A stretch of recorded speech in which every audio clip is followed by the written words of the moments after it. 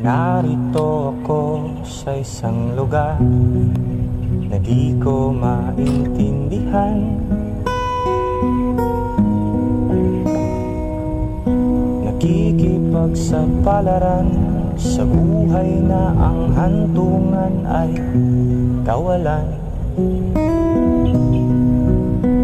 Denumero ang galaw ng tao, bawat gawin ay may presyo.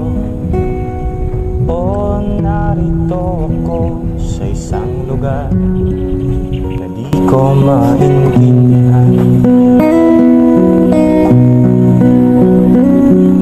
Daing ng tao'y di pinapansin, nililipad ng hangin. Pangkain sa araw-araw ay di malaman paano pagkakasyahin.